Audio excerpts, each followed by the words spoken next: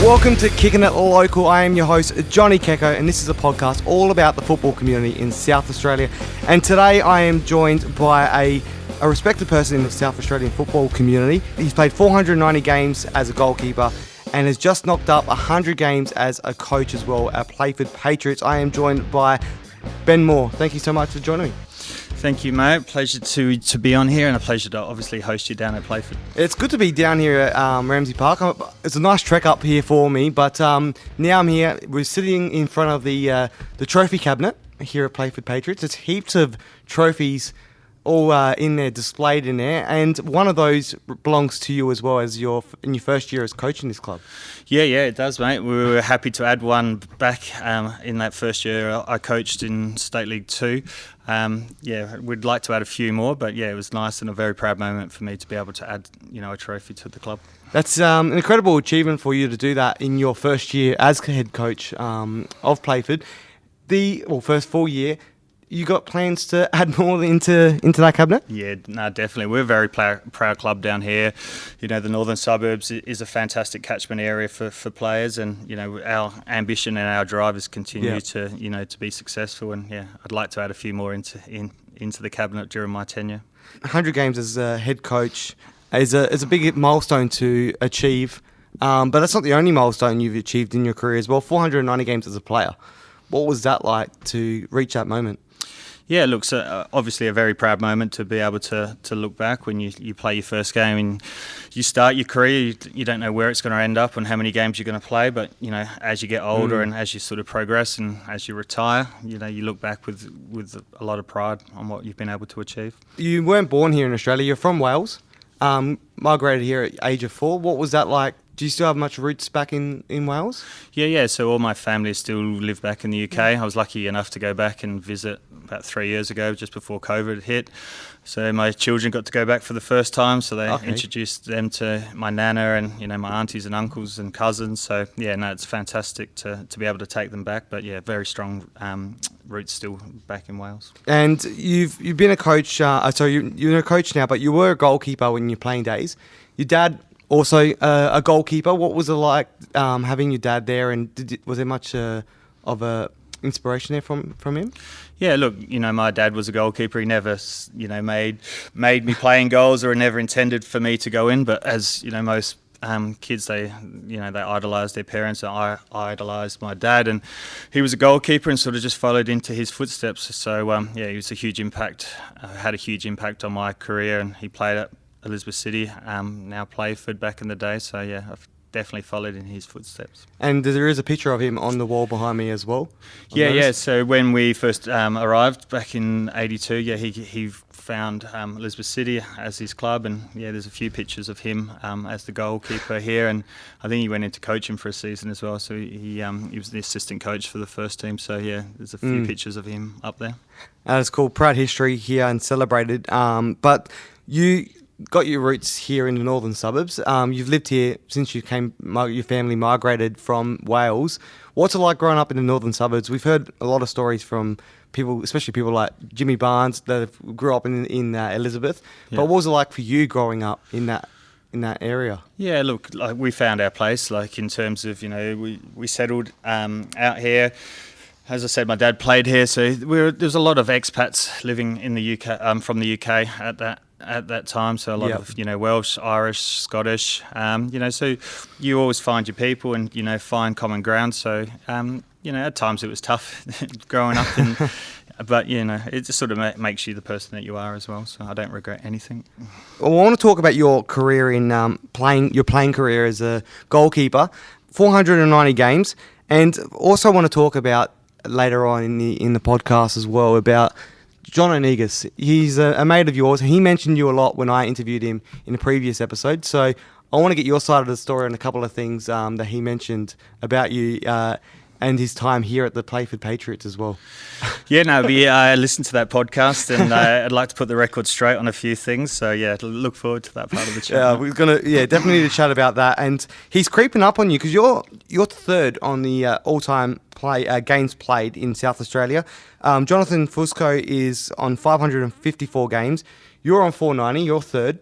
That milestone you mentioned you wasn't something you always went out to achieve, but once you achieved that, what was it like to knock that up, those games up? Yeah, look, I always, wanted to be the best. I only, strive to be the best, and I got to that 490. The last game that I played was the 2016 Grand Final, Adelaide City, Campbelltown. So, almost was a fairy tale ending. Like to play for such a long period of time and then to end it in a Grand Final. It's a proud achievement. It would be prouder and better if I could rewind that, that loss.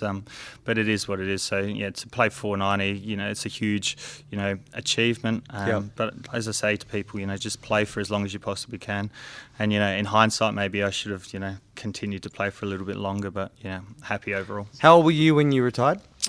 I was around 38. Yeah, so still not a bad age for a goalkeeper. Yeah, super age, but I'm still, quite fit. Obviously, I'd play still in the Premier League. When I came to Playford, they were down in State League 2, and I thought about becoming a player coach and being able to influence the side in that way. It was probably only the last 2 years or so where I've gone I'm not sure if I could still play, but I jump in with training with the boys sometimes just to prove a point to myself and maybe to them as well that how hard you have to work in order to be successful. So you're not like Jono that you just sub yourself on if you need to? Well, I'll need to if he starts to catch me, mate. I'll have to make sure that I stay well ahead of him. So. He's not far off, or he's a little bit. He needs a couple more seasons under his belt before he can get there. But he did mention he might go into goals to try and prolong his career as well. So is that right? Everyone's a goalkeeper until you're in there, mate. It's a lot harder than it looks. Yeah, I can imagine. But Adelaide City, you mentioned you played in the grand final as your last game was Adelaide City, Campbelltown. Adelaide City is where your career started, age of 16. Yep. Do you remember much of that first season? The first season was good. Like I joined the club, and back in those days, the NSL was their number one team, and the State League team was their second tier team. So Joe Mullen had just retired from the NSL, so he was our head coach, and there was a majority of young boys. Johnny Fusco was in there, Michael Peroni, Stevie D. Juve. Like, it had a lot of, boys that went on to play a lot of football in South Australia. And then you had, people like Ange Costanzo and that's dropping down at times as well to play a few games and add some experience. So, yeah, good season for memory. And then in 2006 is when you won the treble. What was that like? 'Cause Pre-season Cup, the Federation Cup and the Super League all in one. What was that moment like for you? Was that one of your fondest moments? Yeah, I think so. I guess that's what you play to do. And someone always said to me, someone will always have an opinion on how you play. Like, some people think you're decent, some people think you're brilliant, some people think you're rubbish. And, when you start to win things, no one can ever take that away from you. Yeah. I've always, been proud to be able to go, okay, yeah, well, you're rubbish, but I won that, or, whatever their opinion is. And when you start to win things, it's the proudest moment of your career. And when you do it with a group of boys that we had there, were fantastic to each other, and huge, strong memories, and we still have group WhatsApp chats, and you bonded for life. Yeah. So that's cool. Absolutely fantastic days. What are some there other memories that stick out for you during your time at Adelaide City?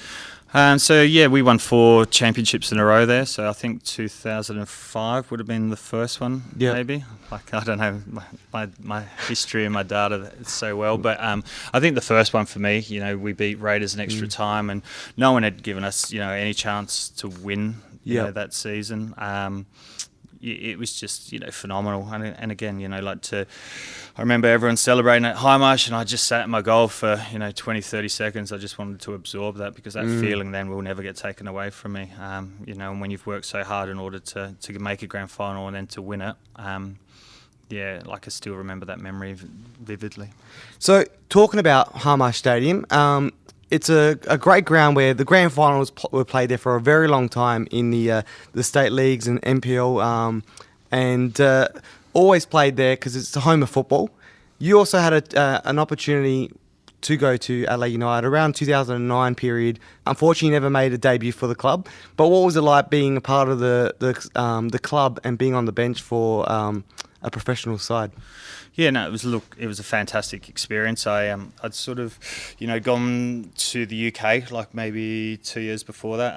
There was an Ian Rush soccer school out here, and they came to watch my game, and then they flew me back. So I got an agent at that time and went back for a little period there to play back in Wales, which was a huge honour. And then when I came back to Australia, like in South Australia, John Cosmina was the coach of Adelaide United, and asked me to come out and be an add-on sort of player for the whole season. So that season was, fantastic to be around that environment and, all the players. It was, the fans team at that time, so there was a huge buzz and huge excitement around the A-League, and it was, Romario got to be my teammate during that thing, and I still, tell the story to the boys that he said, "No, goalkeeper, go on goal," and he took 15 penalties against me, and I didn't get near one of them. Like, it's, I stood there and waited for him, like, I'd go early, but he after about 10, I said enough, and he's like, "Oh, one more." But yeah, it's he just kept scoring. So, but those experiences, I look back on that's cool very fondly. So even though you didn't get to play for Adelaide United, you got one of the most memorable moments there is with Romario. That's an incredible achievement to be able to play with one of the best in the world. Yeah, it was just to be around him, and it was funny, his last game, I think I was on the bench for Adelaide United, and, all the boys had brought in, their shirts and soccer balls and everything, getting him to sign everything. So, I guess he's just a huge icon in football. That was a good moment. I do remember that period when he was at the club. I was a fan then. I was just starting to become a real diehard Reds fan in that period, and I remember going to the airport to meet him and get his signature. It was a huge thing to have a player like that in the A-League, especially he was in his 40s, I believe, at that period. Yeah, he was pretty close to 40, I think, and there's some contention over whether he scored his goal, but good on him. And it brought a buzz and excitement and the media. So it was good times. And then back on your career, you ended up moving to Para Hills Knights, and during that period, you knocked up your 400th game. What was it like for you to reach that 400th game there at Para Hills Knights?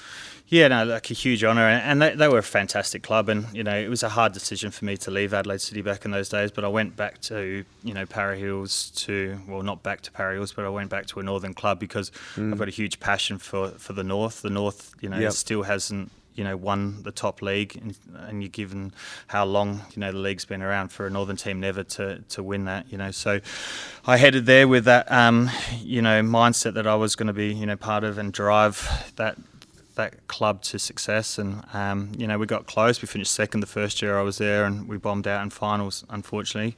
But so they were very good to me, and helped me celebrate that 400th game. They contacted the media, presented a shield, had my family in the change room before the game, and my girls got to walk out with me in their mascot outfit. So yeah, the Para Hills days were excellent, and I still very humbled for what they did for me for my 400th. What's it like when you have to coach against them now as a coach? Well, I think you sort of, I've listened to, other coaches talk, and literally all you want to do is your team to be successful, and, there is probably a bit of, feeling for the other team, and you don't want to, to see them do poorly, but when it becomes, one-on-one situation, you always want to win. So, yeah, I don't love them as much as I used to. Fair enough. But there's always that moment there will always have a spot in your heart, obviously, because it's a big milestone. You never forget things like that. Yeah, no, definitely. And again, and it was good. Like the whole time I had, and my daughters still talk about that stuff as well. So when you just, you obviously you feel selfish and you play for yourself, but how it, it touches your family, and how proud those sort of things make, everyone involved in your life. It's fantastic. And as a goalkeeper, you some games you might not have to do any work at all, so it can get quite boring in goals by yourself. Did you ever find it to be boring in goals? I wouldn't say boring, like goalkeepers, as they say, are a bit crazy, so there's always something running through my mind, or, some sort of thought process in what I was doing. I think you may know where I'm leading with this question, though, but I've heard that there was a certain thing you used to do during the games when not much was happening. You used to do some push-ups. in the goals? Yeah, I don't know how I don't know how it came about in a way, but when I was younger, there was a goalkeeper here, Matthew Peace. He was pretty eccentric, and he used to do some things, and I see how much joy that he brought to the crowd, and like the kids and things like that. He had a lot of character, and he was interesting. So when I went to Adelaide City, Damien and I had a conversation, and as we got better there, it was. You weren't in the game all the time, so he said you need to work out something and how you're going to stay involved and how do you make sure that you concentrate. So I started to do a little routine, a few push-ups, a couple of somersaults, and a few dives back and forth, and it just took off from there. And people go, "Why did you do it?" I was like, "I'm not really sure," but in hindsight, I probably look back at those days now, and I added extra pressure on myself. The crowd loved it; they loved to see characters, they loved to see people performing, and it put extra pressure on me then to make sure I saved the ball when it came down, because if you didn't save it and you've acted like the way I was acting, like people will give it to you. I love it, because when I heard that, I was like, that's a different thing to do. You don't see much of that these days with goalkeepers. No, and I think the whole character, aspect, as it went on and further, Damien and Bob Datavi at the time said, I stopped doing it, so it started to irritate people, and it didn't look professional, and, that character aspect sort of started to go out of the game, unfortunately. Talking about characters as well, in the local game, we got one character in the NPL, a little bit different to what you were doing, never does push-ups during the game, but Lewis Moss was known for in the FFA Cup game against Adelaide United to pour a bit of water on the ball for Ben Halloran before he took the penalty. Did you ever do things like that as well back in your day? Not so much there, and I listened to the podcast and I said, "It's very clever, well done, good on you, Louis." But yeah, you've tried to get in the opposition's mind, and I remember taking or having penalties taken against me, and doing the chicken dance, or just trying to move, stand on. You've got to try and get in the head, because you can't make things easy for them. Why would you try and make things easy? So you do need to try and think outside the square a few times. So it's all part of the game. I love it. It's saying different, and I wish someone could bring that back in the NPL. Maybe Lewis Moss, if he's listening, he can bring that back to the game and get some push-ups. Yeah, well, one of my best mates is Lukey Osby, who plays for Metro. So Lukey's probably the guy to do it for me. Well, we might have to hit him up to do that for us in his next couple of games, maybe. And you finished your career on the 490 games. Now you're a coach. Was that ever a thing for you to move into coaching? No, I never thought I would be a coach, to be fair. I thought I'd be involved in football all the time. I thought, potentially I'd move into goalkeeper coaching and be, involved in that way, or create a goalkeeper academy. But yeah, my intention was never to go into coaching, to be fair. How did it come about when you ended up moving to Patriots?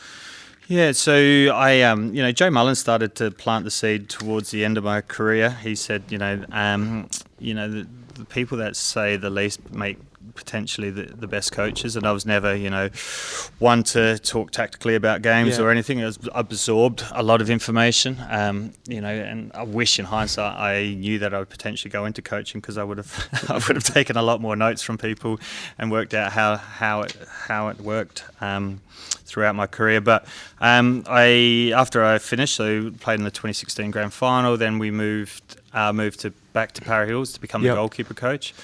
The coach at the time, Daryl Avery, he was getting married in Asia somewhere, so he had to take 3 or 4 weeks off, and he then asked me to take over the first team.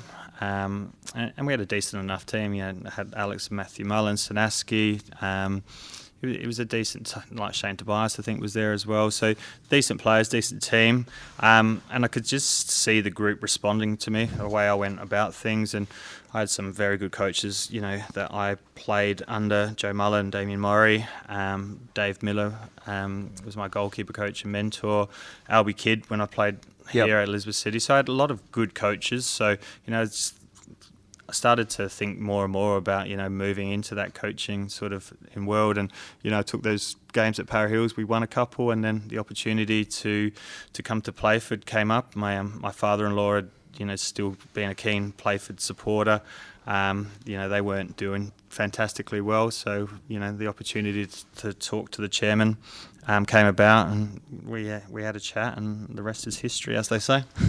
And in your first year, or you coached 8 games in 2017, but then the first full year, 2018, that was in the State League 2 as well.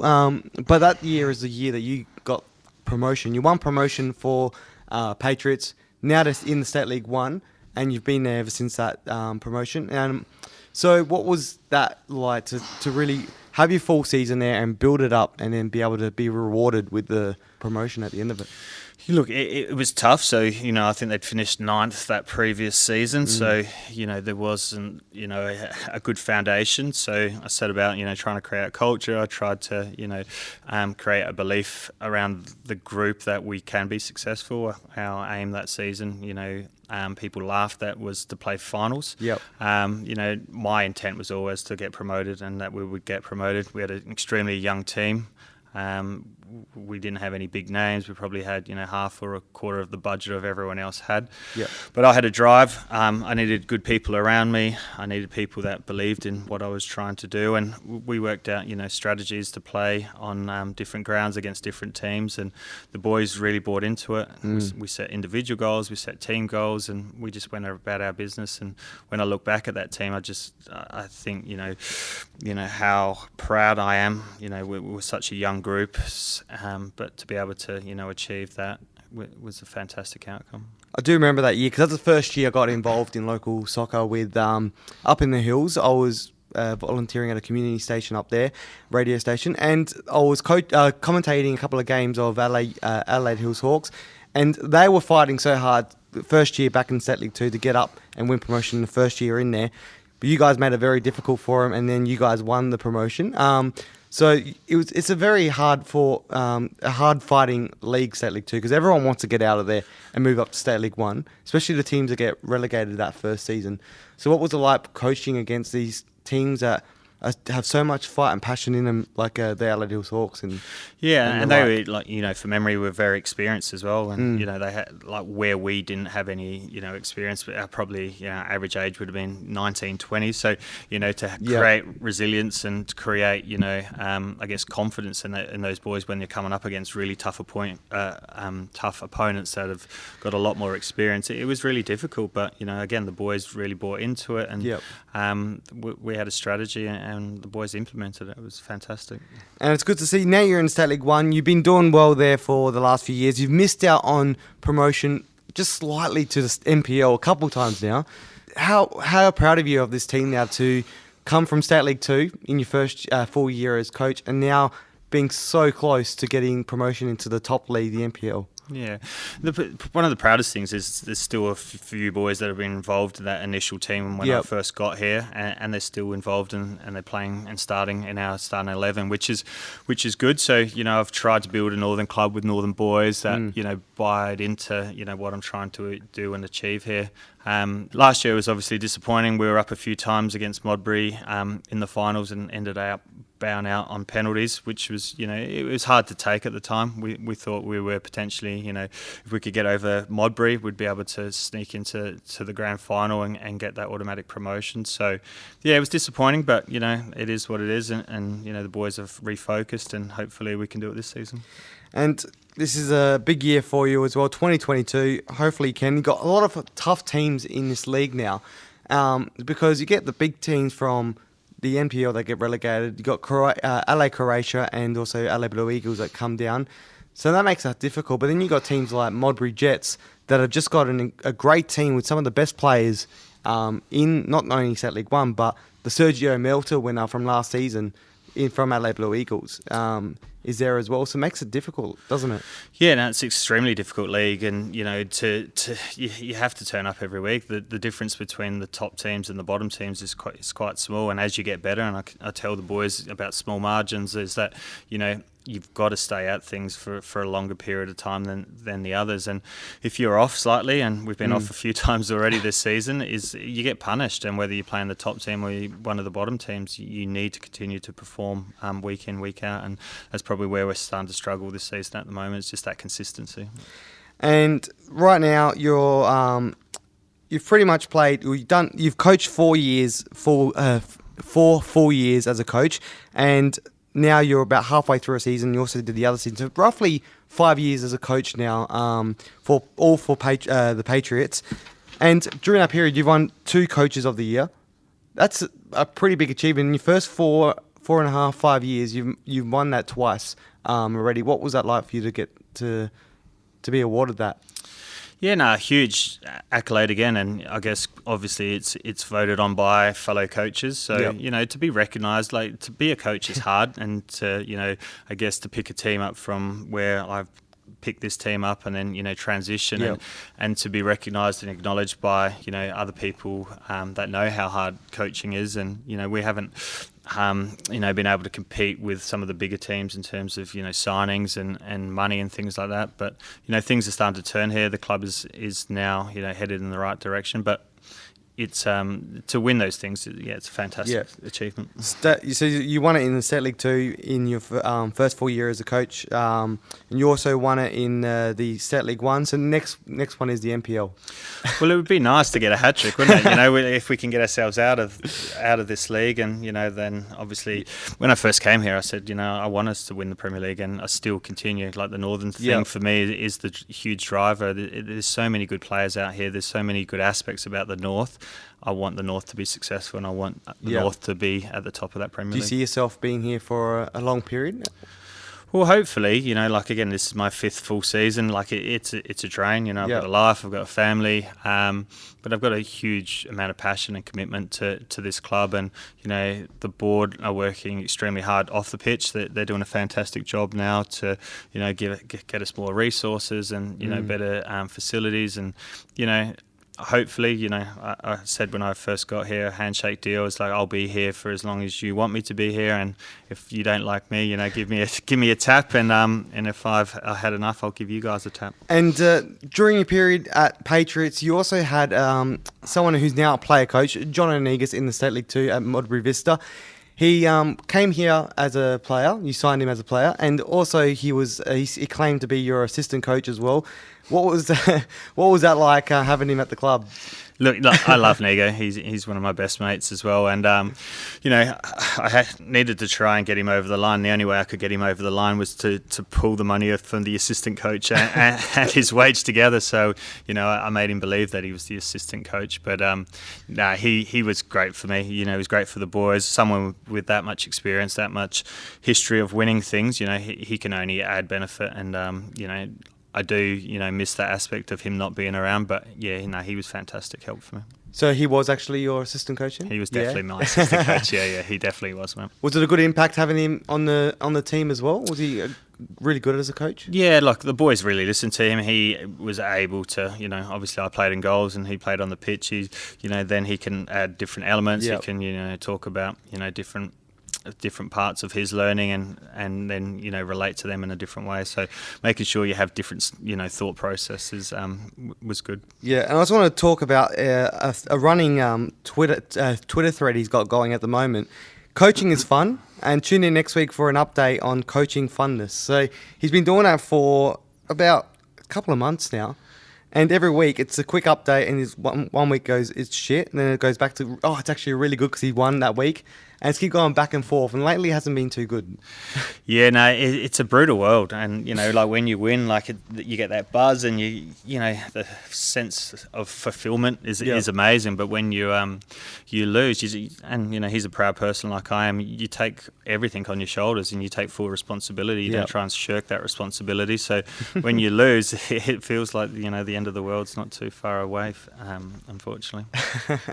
I do love seeing those updates every week. It's become a regular thing now that I look out for every time he coaches, and you've chimed in a couple of times as well. Yeah, we're good mates, as I said, and it's we get to share, I guess stories at the moment. But he's a funny guy. He's very dry, and but he's extremely funny and intelligent guy as well. People don't realise how smart Nego is. He's super smart. He is very smart as well. I remember from the chat we were there for a couple of hours chatting. We had to make it 2 parts, obviously. That's why. But anything else from that chat do you want to correct, or is it all accurate what he said? that's about it. I think he did say I was the best looking teammate he had, so that part was correct as well. Okay. So, yeah. I just wanted to get clarification on that one. Before we let you go, Ben, I've got to quickly do the questions I do to every single guest I have on the show. The kicking it questions. You're probably across it now because you've heard a few of the episodes. But the first question is, who would you love to kick it with on the park? Anyone in the world?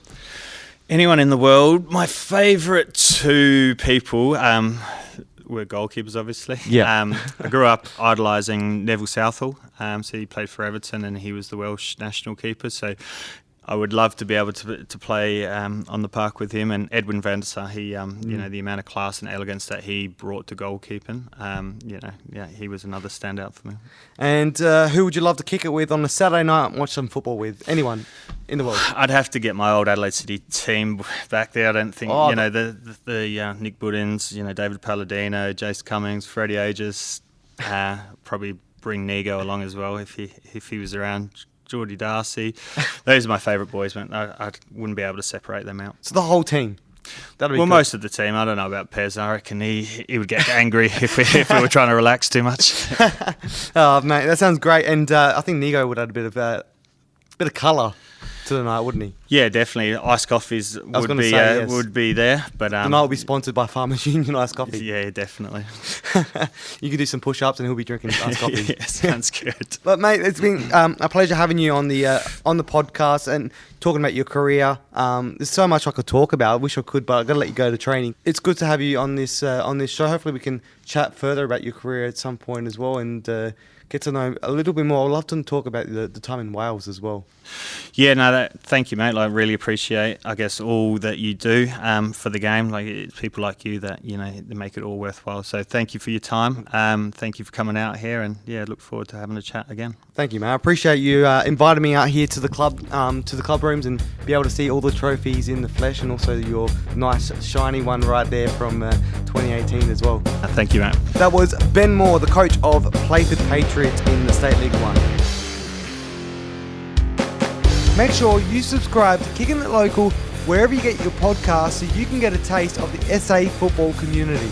Plus, follow Kicking It Local SA on Instagram and Twitter so you don't miss any of the action. See you soon!